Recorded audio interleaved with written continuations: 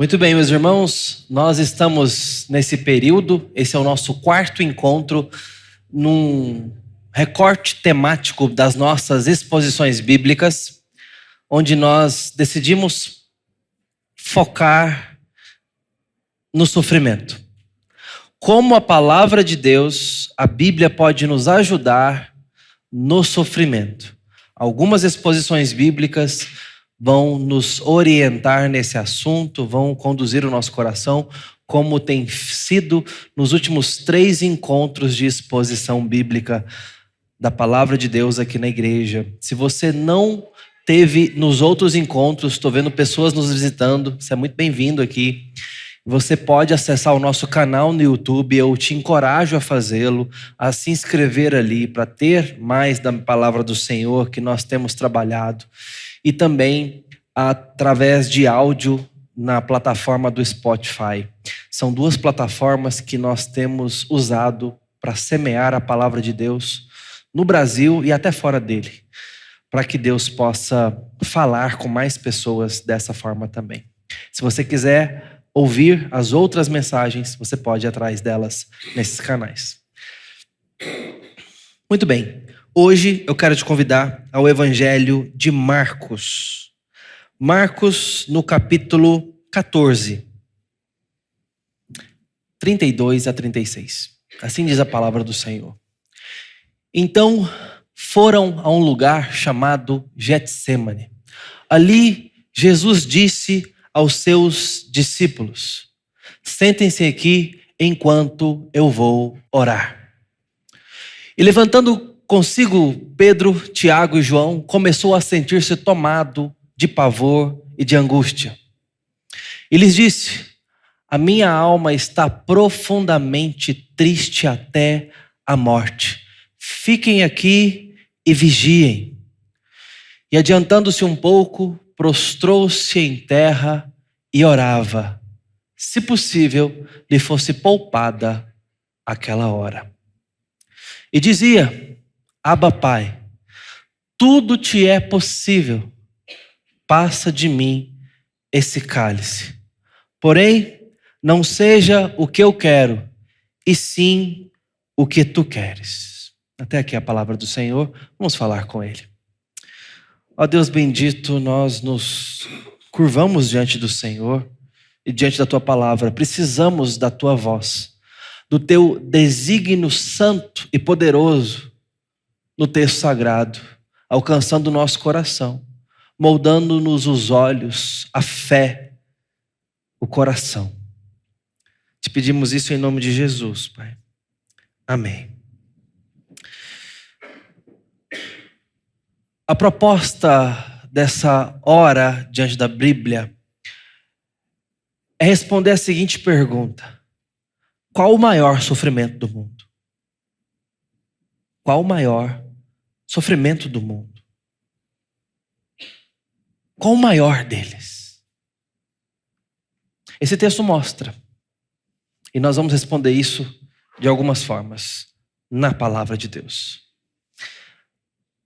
Imediatamente, quando pensamos em dor e sofrimento elevados à última potência, elevados ao máximo que pode nos acometer, invariavelmente vamos esbarrar com o conceito de morte, de dor, de agonia, de desconforto, e isso em doses extremas, agudas. E cada um tem seu limite, cada um tem sua sensibilidade.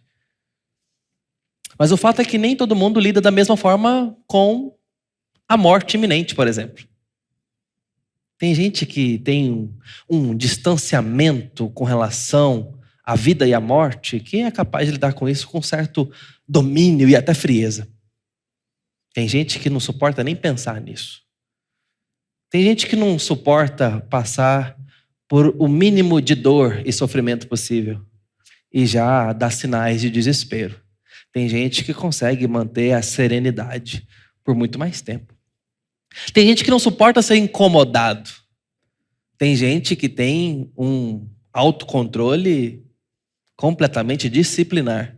Eu fui do mais grave para o mais leve e a gente vai fazendo esse caminho de ida e volta para pensar sobre reações diferentes, limites diferentes, lastros personalizados para lidar com o problema do mal, do sofrimento e da dor, e claro, da morte, que vem bater a porta mais cedo ou mais tarde.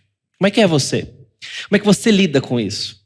Nós temos até no relato da história reações muito diferentes. É dito sobre, por exemplo, Sócrates, representando muito bem o mundo e o pensamento grego, aquele mundo filosófico de muito domínio do pensamento, da vida, dos grandes dilemas. O Sócrates, ele foi sentenciado à morte. E a sua sentença é que ele deveria tomar ciúta, que é uma planta extremamente venenosa de morte certa. E é registrado acerca do evento da sua morte, da ocasião dessa sentença, em que enquanto ele tomava ciúta, ele também discorria com alguns dos seus seguidores sobre algumas perguntas ainda. E diz que essa roda de conversa foi tomada de muitas perguntas e respostas triviais e até com bastante ironia. Consegue imaginar isso? Consegue imaginar você nessa situação? Eu estou tomando aqui um veneno, vou morrer. Mais alguma pergunta aí, filosófica, alguma coisa? Os gregos. Filósofo é tudo doido, né? A história judaica já conta relatos diferentes. Você pega, por exemplo, uma literatura judaica chamada Macabeus, primeiro e segundo Macabeus. Eles falam de certos homens da fé que tiveram que lidar com a morte. E ao lidarem com a morte, você já percebe um outro olhar para a morte, um olhar um pouco mais heróico, um olhar um tanto quanto mais apaixonado com relação a isso. Já são homens que lidaram com a morte de uma forma até um pouco romântica. E aí você percebe que isso foi retratado dessa forma por boa parte da história. Não só essa, como também aquela outra forma. Gente com completo domínio, com completa frieza e distanciamento, e gente com muito apego e com muito a paixão com relação à morte, à causa da morte, nenhuma leviandade com relação a isso. O fato é que a história fala sobre isso, às vezes com romantismo, às vezes com heroísmo, às vezes com frieza e desdém. A gente vê os heróis e eles, diante da morte, parecem ter clara consciência, muitas vezes, até do próprio sacrifício. Tem vários filmes, vários dramas, relatos de super-heróis que entregaram a sua vida. Quem não lembra na saga do infinito como que o Homem de Ferro doou a sua vida para salvar a humanidade? 10 anos para construir essa cena, 10 anos do cinema. Dificilmente a gente vai ver isso repetindo. Aliás, a Disney já faliu com relação aos seus produtos super-heróicos. Quem viveu, viveu. Acabou. Para chegar naquela cena onde de forma sacrificial ele estala o dedo e diz: eu sou o Homem de Ferro, e salva a humanidade, se sacrificando. Uau! Que nobreza! Não estou falando isso com ironia, não. Esse é um recorte do nosso tempo. A história nos conta tantos outros momentos heróicos, românticos. Desde Shakespeare, por exemplo, e para muito antes, mas quando Romeu e Julieta, um dos dramas mais épicos, românticos, que trata da morte, no final das contas. Onde a morte é dramática, é caótica, mas também é desfrutada, compartilhada e até desejada. Como nós lidamos com a morte? É com essa romanticidade?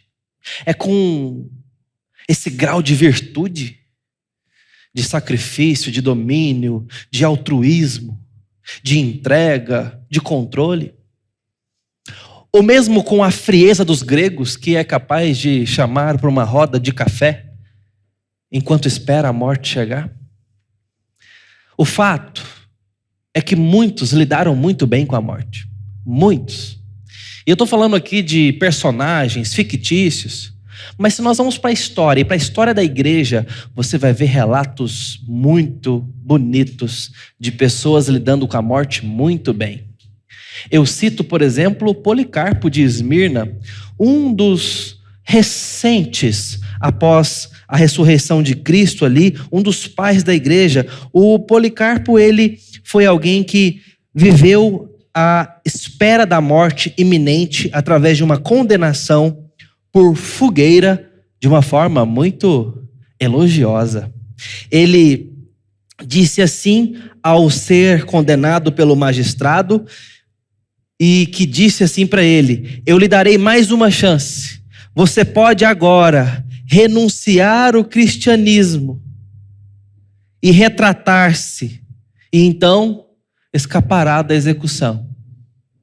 Ao que Policarpo teria dito, abre aspas: tu me ameaças com um fogo que queima por um momento e depois se extingue, mas não conhece o fogo do julgamento vindouro. Ora, por que está demorando? Vá, faze logo o que tem que fazer. Fecha aspas. E assim como Policarpo, tantos outros relatam, ou deles é relatado, um testemunho de uma resiliência, de uma virtude, de uma firmeza perante a morte, de uma convicção do que é a vida, do que é a morte, que você só pode pôr a mão na boca e falar: uau, que isso, que grandeza. Assim tantos outros. Eu cito Nicholas Ridley e Hugh Latimer. Esses dois, em 1555, também foram condenados por causa do cristianismo à fogueira. Aliás, desde Nero, o mundo gosta muito de queimar crente. E estavam lá os dois para serem queimados. E então, é quando o Latimer disse ao seu colega ali, o Ridley: esteja confortado, Mr. Ridley, e seja corajoso. Nesse dia, nós acenderemos na Inglaterra uma vela que, pela graça de Deus, eu creio, jamais se apagará.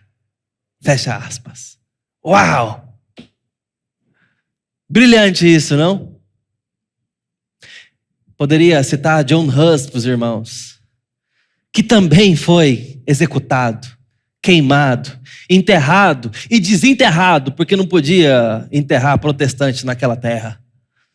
Esse foi um dos, junto com Wycliffe, por exemplo, que deram testemunho até o último momento.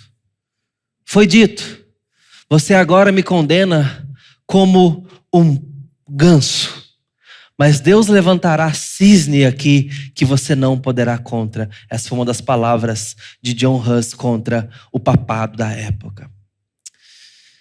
Homens que mantiveram a cabeça erguida, uma virtude, uma fé até o último momento. Diante da morte, diante dos pés queimando. Muitos dos seguidores de Jesus parecem ter tido uma morte melhor do que a do próprio Jesus. O que está acontecendo no Getsemane não parece ter essa virtude toda. Jesus está dando uma espiada na sua condenação. E ele não parece estar com a cabeça erguida. Jesus cambaleia, treme, com as seguintes palavras: se possível, afasta de mim esse cálice. Diz o texto que ele se esmaga, sente que como que se esmagado, sua sangue. O texto aqui diz que ele sente agonia e angústia. A palavra para angústia aqui é uma palavra grega que pode ser traduzida para horror. Horror. Ele está horrorizado. Ele está em completa agonia, em vida. Ele está vendo o horror. E diz que é um horror a ponto da morte. Ou que dá vontade de morrer. Ou que se sente como que morto. Todas essas dinâmicas semânticas são possíveis para a construção da frase. Para nos passar essa ideia do que Jesus está experimentando no Getsemane. O horror que ele está contemplando, o que ele está vendo, o que ele está desfrutando, provando. E é só um sopro da cruz. É só uma degustação da cruz. Ele está espiando. Ele não está mergulhando como acontecerá de fato. E ele treme. Como que hesita. Como que? O que está acontecendo ali? O que ele está vendo? O que ele está experimentando? Por que ele parece muito mais fraco do que Policarpo, do que John Hus, do que Ridley? Do que a sua avó que morreu cantando hinos? Por que ele parece muito mais trêmulo? O Senhor dos senhores, o Rei dos reis, o Autor da vida. Parece estar com medo. Meus irmãos, a resposta, embora profunda, pode ser muito simples. O que ele está vendo, o que ele está experimentando, não é o que Policarpo experimentou ao ser queimado. O que ele está provando vai muito além do martírio do corpo. Vai muito além do sangramento físico. Vai muito além de ter a pele arrancada, os membros dilacerados. Vai muito além de ser queimado vivo. Vai para além da morte do corpo. O que Jesus está vendo, em primeiro lugar, é o maior sofrimento do mundo. E este cabe num cálice. O maior sofrimento do mundo cabe num cálice. O que Jesus está vendo é um cálice. Um cálice. E não é um cálice de ciúta. Antes fosse. Ser esmagado vivo. Ser queimado vivo. Ser afogado. Ser dilacerado. Ser atropelado. Ser martirizado lentamente. É como que ferroadas de abelha perto do que Jesus está vendo dentro desse cálice. O que ele está vendo nesse cálice? Ele está vendo algo para o qual ele pede, se possível, afasta de mim esse cálice. Eu não quero beber esse cálice. O que tem nesse cálice, irmãos? A ira de Deus. A ira de Deus está dentro desse cálice. Esse é todo o maior, o mais profundo sofrimento do mundo. A ira de Deus e tudo que ela representa, resulta,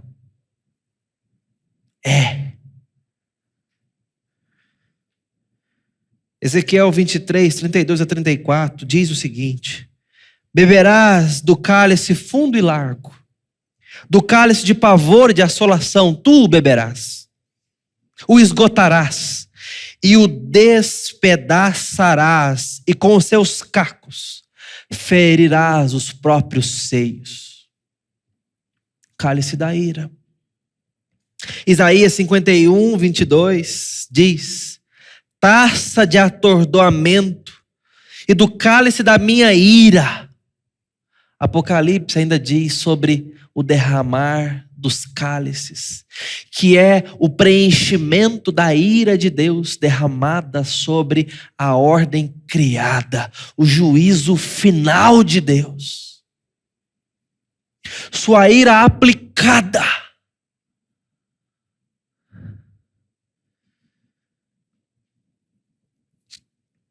Jesus está olhando para o cálice da ira, transbordando,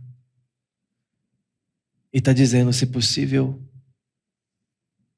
afasta de mim esse cálice. O pastor Tim Keller, ele fala sobre a relação da Trindade como que uma dança harmônica, síncrone e cheia de comunhão. Por isso que ele chama de uma dança. A relação trinitária. Estou dizendo isso porque eu quero citá-lo nesse momento e esse conceito é importante. Ele diz o seguinte: por toda a sua vida, por causa da eterna dança de Jesus com o Pai e o Espírito, sempre que ele se voltava para o Pai, o Espírito o inundava de amor. O que aconteceu de forma visível e audível lá no batismo de Jesus e também na transfiguração. Isso acontecia de forma visível, audível, toda vez que Jesus orava. Mas no jardim do Getsêmani, Jesus se volta para o Pai e tudo o que ele consegue ver diante de si é a ira, o abismo, a separação, o cálice. Pela primeira vez, Jesus está se vendo distante do Pai. Ele está vendo o que vai separá-lo do Pai. Ele está vendo o abandono, ele está vendo a distância, ele está vendo a morte da vida sem o Pai. É como se pela primeira vez Jesus estivesse agindo como um órfão.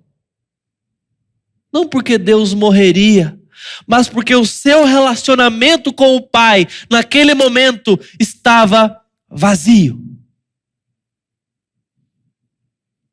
Os nossos pecados fazem cobertura e separação entre nós e o nosso Deus. Onde o pecado está, Deus não está. Jesus está olhando para a vida sem Deus. Jesus está olhando para a vida sem esperança.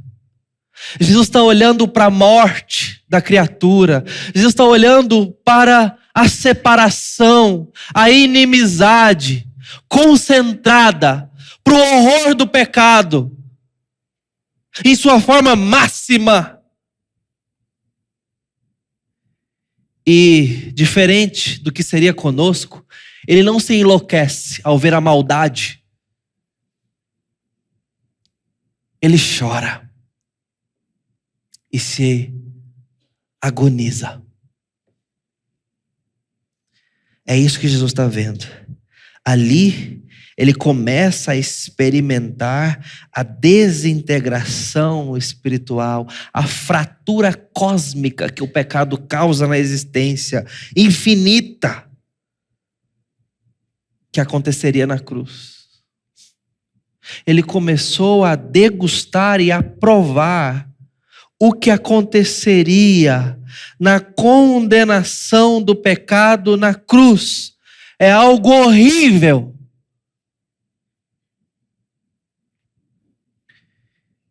É isso que Jesus está experimentando.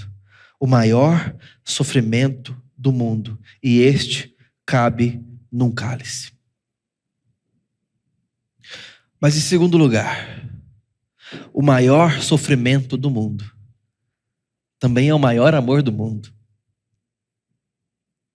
Ou no mínimo, aponta para ele. É isso que a gente está vendo aqui. Muitas vezes, você já teve preferência sobre Deus. Por um lado, está tudo bem. Só não pode continuar assim pro resto da sua vida, porque você precisa da palavra de Deus guiando o seu coração e a sua teologia. O difícil é quando a gente começa a ver líderes, pastores, pregadores, padres, sacerdotes, teólogos, dizendo: olha, eu tenho dificuldade de entender um Deus amor e ao mesmo tempo um Deus irado. Nós temos vários no Brasil, infelizmente, que tem muita dificuldade de entender a justiça de Deus, a ira de Deus, doutrinas como condenação, inferno, até sobre o próprio pecado, que justifica a doutrina da condenação, doutrina do inferno, doutrina das penas eternas. Nós temos vários, eu não quero dar palco para eles agora citando aqui. Mas a ideia é que muito se tem hoje preferido pessoalmente crer num Deus que é tão somente amor, e não justo, e não santo, e não irado. Mas quem dera fosse apenas os líderes e teólogos. Mas assim também muitas vezes pensa a ovelha, o crente, o discípulo. E tem preferido Deus assim, preferido Deus daquele outro jeito, melhor um Deus assim, prefiro pensar dessa forma, para mim Deus é isso, para mim Deus é aquilo. E nós vamos inventando um Deus à nossa própria maneira. Não gosto da ideia de um Deus irado. Prefiro pensar num Deus amor. Prefiro pensar num Deus que simplesmente salva.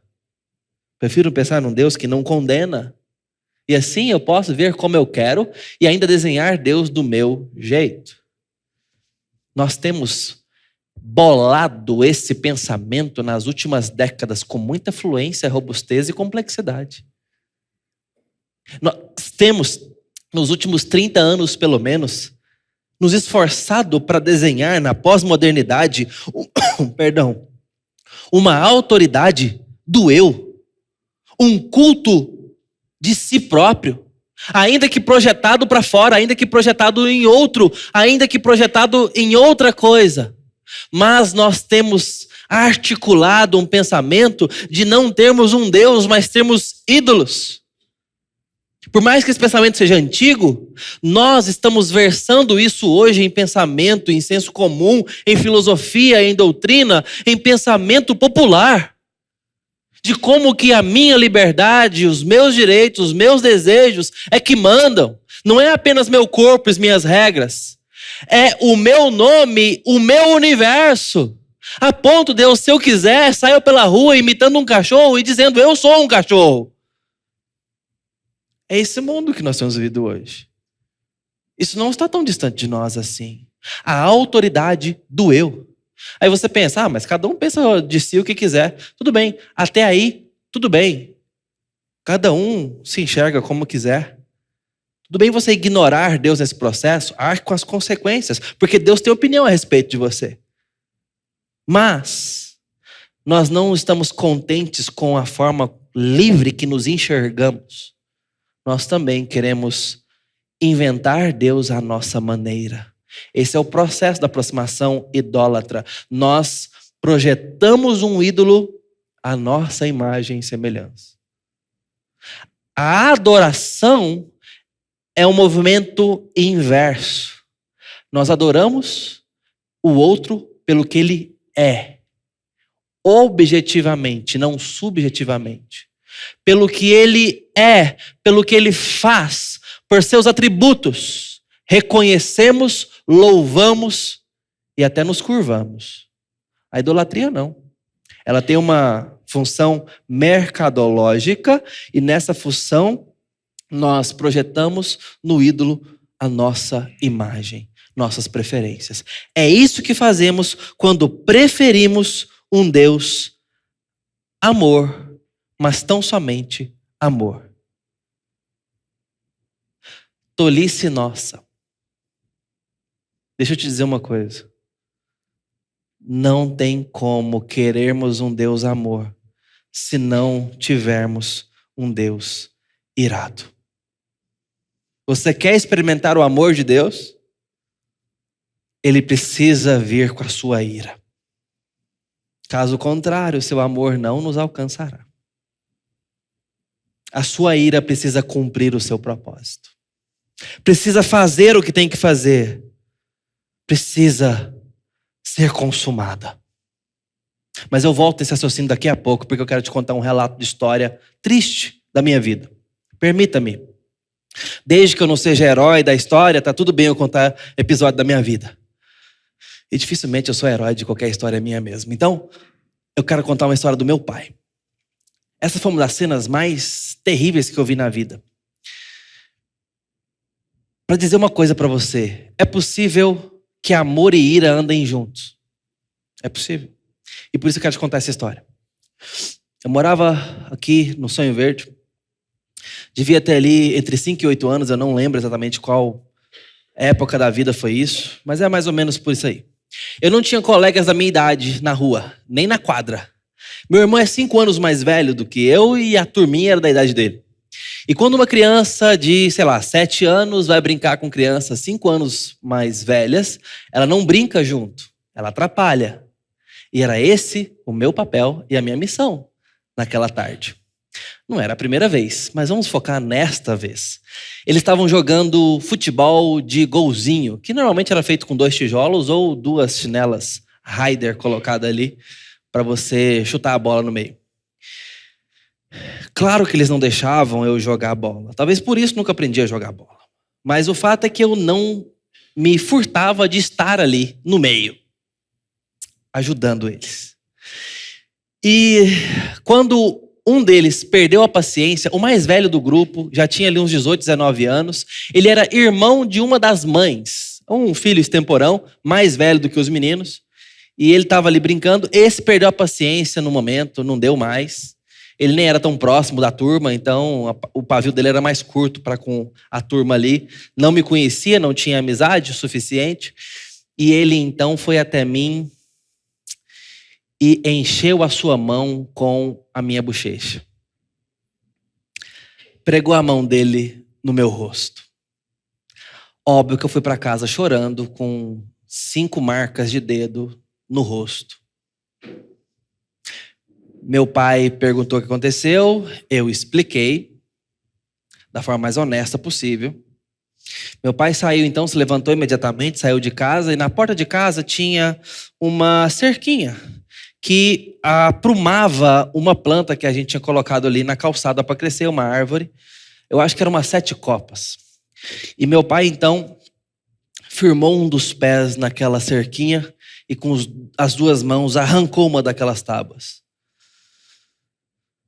Deu a volta no quarteirão, achou o rapaz, o pegou pela gola do colarinho. E se as pessoas não separam, aquele menino não sai vivo dali, de tanta paulada que ele tomou no rosto. E eu estava ali, acompanhando aquela cena. Assustado, obviamente, como todos estavam. Obviamente, eu vi a ira do meu pai. Ira. Mas deixa eu dizer uma coisa, e isso não é um elogio. Eu também vi amor. Ira e amor. Justificado? Não. Mas estava presente. O problema é que nós somos pecadores. Então nós não sabemos nem nos irar, nem amar sem pecado. Sempre nossas mãos estão sujas. Essa é a nossa condição. Nós fazemos tudo errado. Mas ali estava presente a possibilidade de ira e amor andarem juntos. E um provocar o outro. E um justificar o outro. Muitas vezes os nossos filhos causam ira em nós, porque nós os amamos. Não porque nós os odiamos. Nossos filhos muitas vezes nos iram porque nós nos importamos e não queremos que o seu coração se endureça. E quando nós vemos a repetição do mal, a repetição do pecado, nós nos frustramos e muitas vezes nos iramos. As pessoas que amamos muitas vezes começam a se machucar, a se prejudicar, e nós, sem poder de alcançar, podemos não apenas nos preocupar, não apenas ficarmos angustiados, mas também irados com essas pessoas. Sabe com quem a gente não se ira? Com quem a gente não se importa. Tanto faz. É mais fácil termos certa distância dessas pessoas. Emocionalmente falando. O coração pode manter certa distância, não tem problema. Quando a gente responde a seguinte pergunta de uma crítica: vem cá, te conheço. Agora, quando alguém importante fala alguma coisa para nós, a gente sente. A ideia é que Deus é santo. Ele não é pecador como a gente. Ele não faz as coisas erradas como a gente. Ele é capaz de amar com ira e irar-se com amor. Anda junto.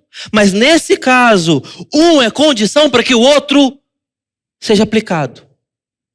Quando pensamos na ira de Deus, muitas vezes a gente só pensa na justiça. Mas nós não podemos deixar de lado o amor de Deus.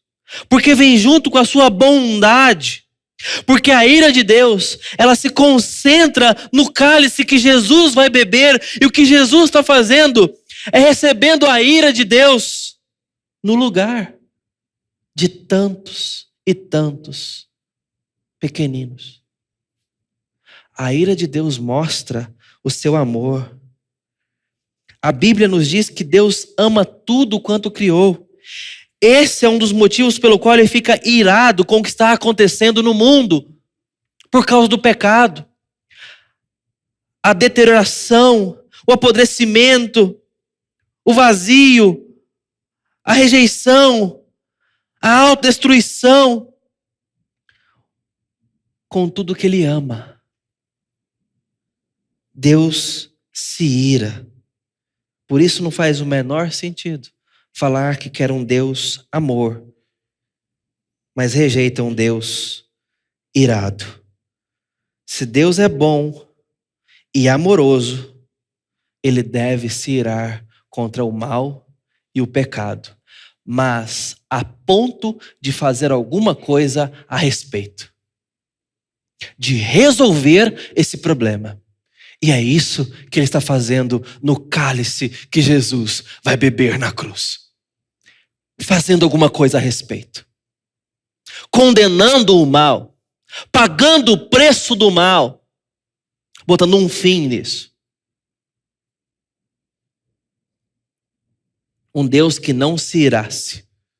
Não veria a menor necessidade de propor para si mesmo uma cruz.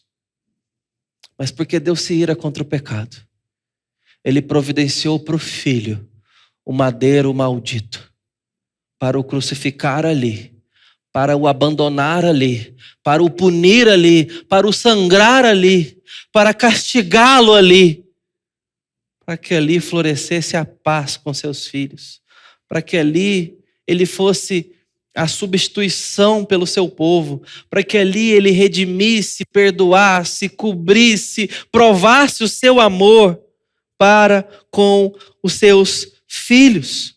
É assim que Romanos 8 nos diz, 5:8 nos diz, Deus prova o seu próprio amor para conosco em ter Cristo morrido por nós quando ainda éramos pecadores.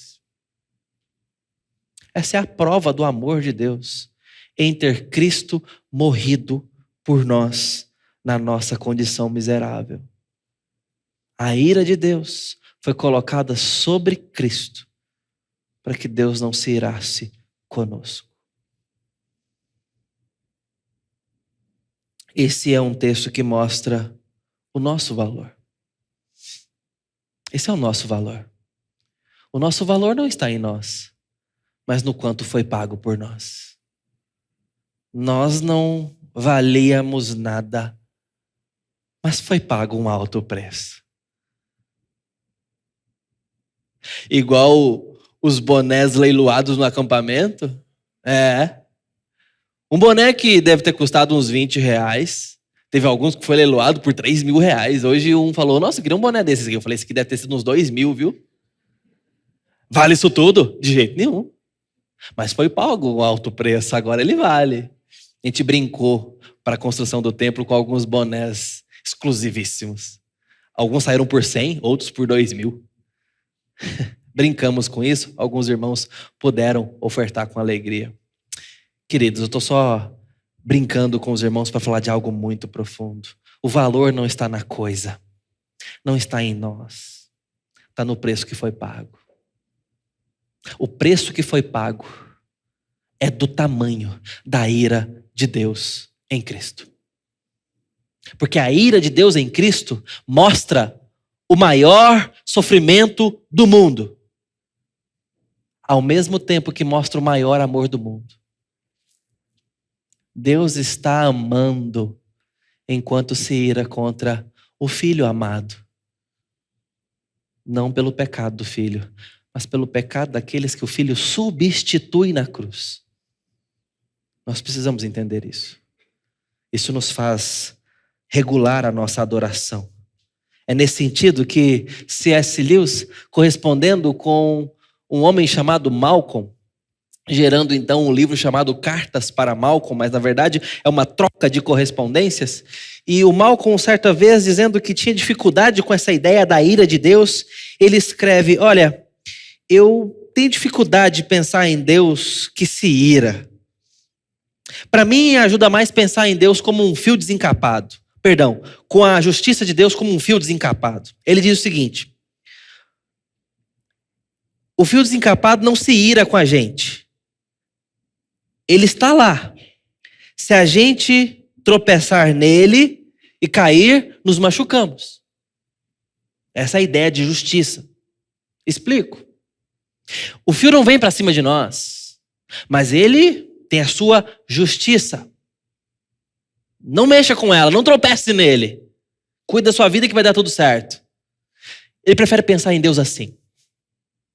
Não um Deus que se levanta irado contra alguém. Ao que Lewis responde a ele.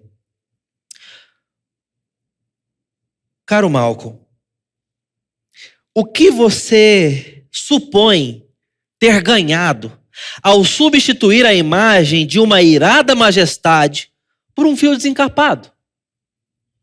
Você prendeu todos nós ao desespero, pois a ira pode perdoar, ao passo que a eletricidade não. Transforme a ira de Deus em mera reprovação moderada e transformará seu amor em mero humanitarismo. Assim, perdemos tanto o fogo que consome, quanto a beleza perfeita de Deus. Em vez disso, criamos um magistrado consciente ou uma diretora de escola moderada e criteriosa. É resultado de pensamento etéreo. Analogias libertarizantes e civilizadas podem nos tirar do caminho. Fecha aspas. Sempre muito perspicaz e com um brilho próprio. O Lewis. A sua compreensão do amor de Deus precisa levar em conta a ira de Deus. Porque isso vai fazer com que a gente perceba o valor que Deus está dando para a redenção e, consequentemente, para a nossa vida. E vamos percebê-lo melhor, maior. Vamos perceber o seu amor de forma mais apropriada. E isso nos leva ao último ponto desse texto. O maior sofrimento do mundo evita o nosso. É isso que acontece. Nós podemos ter uma visão distanciada do sofrimento, como objeto de fuga. É plausível que toda situação desconfortável gera em nós um sentimento de fuga. A gente sempre vai querer mudar a circunstância. Veio o problema, a gente muda a circunstância. Quer mudar o deserto, transformá-lo em oásis. O budismo não pensa assim. O budismo e os seus 8 caminhos da virtude prefere abraçar o sofrimento de uma forma mais entregue. Caso contrário, a honra e a virtude se perderão e nós não transcenderemos. Então, Querer mudar a circunstância por causa da dor e do sofrimento não é digno da vida. Esse é um caminho budista. Assim você tem outros pensadores, outras linhas religiosas ou até mesmo filosóficas que pensam no sofrimento de uma forma mais abraçada, mais conformada. Quando a gente olha para Jesus no Getsemane, ele não parece, e a gente comentou sobre isso, abraçar o sofrimento de uma forma tão pronta. Ele pede para fugir daquela dor e daquele sofrimento. Cristo, talvez o maior exemplo de sacrifício que nós tenhamos, quando se evoca qualquer figura pública da história. Jesus pede, se possível, afasta de mim esse cálice. Mas o que está por trás dessa palavra é algo que nós precisamos entender por final. Que esse é um desejo imediato. É uma vontade do coração que Jesus externa. E no sofrimento, nós não somos robôs. Nós não temos que meditar até negar o nosso desejo, até negar o nosso coração. Nós precisamos ser honestos com Deus e com o nosso coração. Tal Jó, que no meio do sofrimento não foi nem um pouco paciente como supomos. Ele levanta mais de 30 queixas a Deus, mais 17 perguntas, as quais Deus responde com 40 perguntas. Jó queixa, pergunta, questiona e pede até a morte. Ele entrega o coração, ele expõe. O que Jó não faz é arredar o pé da presença de Deus. É exatamente o que Jesus está fazendo aqui. Ele tem desejos imediatos, mais superficiais, mais da hora, do dia. Deus, se possível, passa de mim esse cálice. Nós somos assim. Às vezes, a necessidade do dia faz com que tenhamos atitudes de reação. Dá para ser romântico quando você acerta o seu dedinho mindinho na quina da porta? Dá para falar com gentilezas, meu amor, estou passando por um momento agora deveras difícil aqui nas partes inferiores do meu pé. É assim que você fala? Ou você dá uma... Segura aí que eu não estou em condições humanas de dialogar. Você senta para fazer conta com dor? Não dá, né? A gente se irrita. Sabe, no trânsito, aquela fechada, aquela buzinada mal educada, o sangue ferve. Nós tomamos atitudes que nós não planejaremos fazer. Nós agimos errado.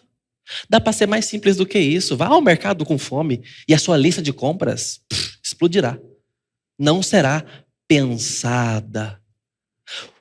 O desejo mais profundo é desonrado pela necessidade mais imediata. Jesus tem necessidades imediatas e ele a expõe. Ele coloca o seu coração na conta, ele não anula. O que acontece é que ele não se deixa dominar por elas. Desejo imediato, ser poupado. Desejo supremo, poupar o povo de Deus. Mas seja feita, todavia, não como eu quero, mas como tu queres. Eu vou para a cruz. Desejo supremo. Esse domina o nosso sangue fervendo no trânsito. Esse domina a nossa impaciência na dor. Esse domina a nossa fome no mercado. Esse domina a nossa carne. Esse domina os nossos desejos mais superficiais. Porque existem chamados, propósitos, vocação, adoração, consagração superiores, que devem reger as necessidades imediatas, que a dor nos provoca, a impaciência da dor e do sofrimento, a impaciência da escassez, a impaciência da carência, a impaciência do desconforto, a vocação superior, a compromissos superiores, a promessas maiores, a um chamamento mais profundo que aponta para novos céus e nova terra, a um amor de Deus que caminha conosco mesmo no vale da sombra da morte, que é passageiro, a um Deus que já provou a sua bondade mesmo no tempo da bonança e agora na escassez ele continua sendo bom. Chamado supremo, necessidade imediata. Esse tem que dominar esse. É o que Jesus faz no Getsemane. Para nos poupar Ele não leva à última consequência o seu desejo da hora, mesmo que do terror. Confio em ti, independente do que estou sentindo agora. É como se Jesus estivesse dizendo. Sei que no final, os teus desejos são os meus desejos. Faze o que ambos sabemos que tem que ser feito. Nas palavras de Jesus, esse pensamento, todavia, não seja como eu quero, mas como tu queres. Jesus ama sofrendo. Quando a gente perceber que muitas vezes não é necessidade de mudar a circunstância, mas ser honesto na circunstância adversa, nós vamos encontrar um Deus que continua sendo poderoso, justo e bom. Nós vamos reorganizar o nosso coração na circunstância adversa. Porque, como diz o apóstolo Paulo, nem a morte, nem o perigo, nem a espada, nem nudez, nem coisa do presente, nem do porvir, nem altura, nem profundidade, nem qualquer outra criatura, nada disso pode nos separar do amor de Deus que está em Cristo Jesus. A sua circunstância de dor, o seu sofrimento não pode te separar do amor de Deus em Cristo Jesus. E esse amor resolveu o seu problema, não circunstancial, mas eterno.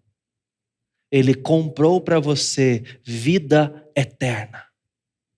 Um dia, o sofrimento acabará para aqueles que estão debaixo do amor de Deus em Cristo Jesus. Corra para Ele. Caso contrário, os sofrimentos desse mundo são breves ferroadas comparadas ao sofrimento que há de vir quando a ira de Deus for derramada sobre todos. Aqueles que não estiverem debaixo daquele que suportou essa ira receberão essa ira eternamente. É desse amor que você precisa. Qualquer outro amor dessa vida pode até apontar para esse grande amor, mas será apenas um breve ensaio, um breve soneto de poesia, comparado ao que Deus nos entrega em Cristo. Esse amor é mais importante do que o amor da família, do que o amor dos amigos, do que o amor próprio, do que o amor do mundo, do que todos os amores juntos. Esse amor nos entrega Deus e toda a bondade que vem com Ele. Se todos os amores te desapontarem, saiba que em Cristo temos uma rocha que não se abala. E ela é justa, santa e amorosa para sempre. Descanse nele, se refugie nele. Vamos orar. Deus bendito, nós nos submetemos ao Senhor. Precisamos do Senhor e pedimos graça e bênção. Pedimos, ó Deus, que no nome do Senhor nós sejamos abençoados, guardados no amor de Cristo. Também pedimos, ó Deus, a tua bênção. Que o amor de Deus Pai, Filho e Espírito Santo, irmãos, sua graça, sua consolação esteja sobre vós, hoje e para todo sempre. Amém.